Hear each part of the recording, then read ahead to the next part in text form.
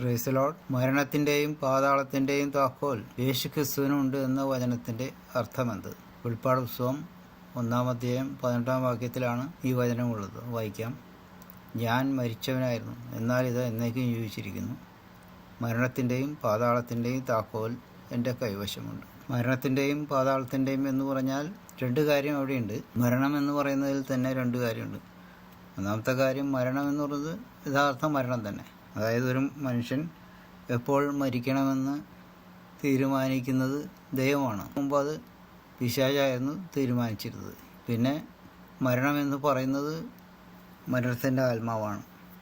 അതായത് ദുരാത്മാക്കളാണ്. ആ ആത്മാക്കളാണ് പാതാളത്തിൽ അവിടെ ചെല്ലുന്ന മനുഷ്യ ആത്മാക്കളെ ബന്ധിച്ചു വച്ചിരിക്കുന്നത്. അപ്പോൾ ഇതിൻ്റെ രണ്ടിൻ്റെയും കൺട്രോള് പിശാചിൻ്റെ കയ്യിലായിരുന്നു. പിന്നെ അടുത്ത വായിക്കാം. മേൽപ്പറഞ്ഞ വചനത്തിൽ നിന്നും ഇതിനു മുമ്പ് മരണത്തിൻ്റെ അധികാരം പിശാചിനായിരുന്നു എന്നാണ് അർത്ഥമാക്കുന്നത്. എബ്രായർ 2:14-15 വാക്യങ്ങളിൽ ഇത് പറഞ്ഞിട്ടുണ്ട്. അതൊന്ന് വായിക്കാം. മക്കൾ ജഡരക്തങ്ങളോട് കൂടിയവർ ആകൊണ്ട് അവന് അവരെ പോലെ ജഡരക്തങ്ങളോട് കൂടിയവനായി മരണത്തിൻ്റെ അധികാരിയായിരുന്ന പിശാചിനെ തൻ്റെ മരണത്താൽ നീക്കി ജീവപര്യന്തം മരണഭീതിയാൽ അടിമകളായിരുന്നവരെ ഒക്കെയും വിടുവിച്ചു.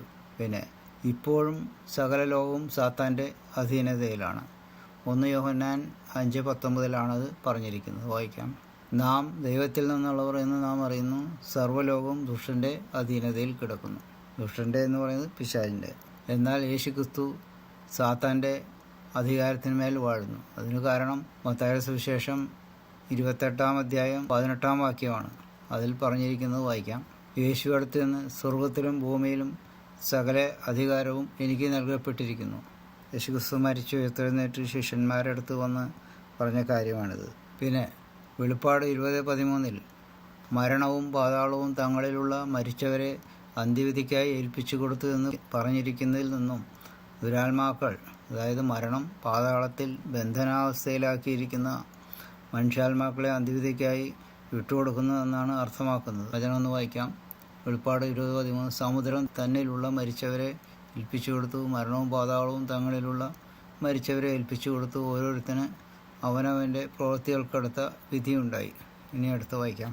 യേശു കൽപ്പിക്കുന്നതിനാലാണ് ദുരാത്മാക്കൾ, അതായത് മരണം ഇങ്ങനെ ചെയ്യാൻ പോകുന്നതെന്ന് വെളിപ്പാട് 9:1-3, 20, 1-2 വാക്യങ്ങളിൽ നിന്നും മനസ്സിലാക്കാം. തന്നെയുമല്ല, മത്തായി 28:18 പ്രകാരം സ്വർഗത്തിലും ഭൂമിയിലും ഉള്ള ദൂതന്മാരടക്കം സകല സൃഷ്ടികളുടെയും മേൽ യേശുക്രിസ്തുവിന് അധികാരമുള്ളതിനാൽ സകല സ്വർഗീയ ദൂതന്മാരും പൈശാചിക ദൂതന്മാരും യേശുവിനെ അനുസരിക്കും. പാതാളത്തിൽ കിടക്കുന്ന മനുഷ്യാത്മാക്കൾക്ക് അന്ത്യവിധിക്കായി വരണമെങ്കിൽ ദുരാത്മാക്കൾ വിട്ടുകൊടുത്താലും പാതാളവാതിലും കൂടി തുറക്കേണ്ടതുണ്ട്.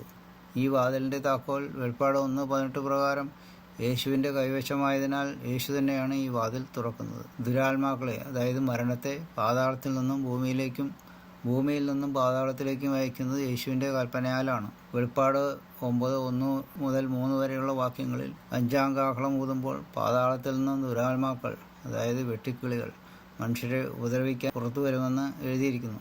7-ാം മുതൽ യേശു തുറക്കുമ്പോഴാണ് കാഹളങ്ങൾ ദൂതന്മാർ ഊതുന്നത്. അതായത് യേശു നിശ്ചയിച്ച സമയത്താണ് ദൂതന്മാർ ഊതുന്നത് എന്നർത്ഥം. വെളിപ്പാട് 20:1-2 വാക്യങ്ങളിൽ പിശാചിനെ പാതാളത്തിൽ 1000 ആണ്ടേക്ക് ബന്ധിക്കുന്നത് യേശുവിൻ്റെ കൽപ്പനയാൽ ദൂതൻ ചെയ്യുന്നതാണ്. അതിന് കാരണം മത്തായി 28:18 സ്വർഗ്ഗത്തിലും ഭൂമിയിലും സകല അധികാരങ്ങളും യേശുക്രിസ്തുവിനുള്ളതാണ് എന്ന് പറഞ്ഞതുകൊണ്ട്.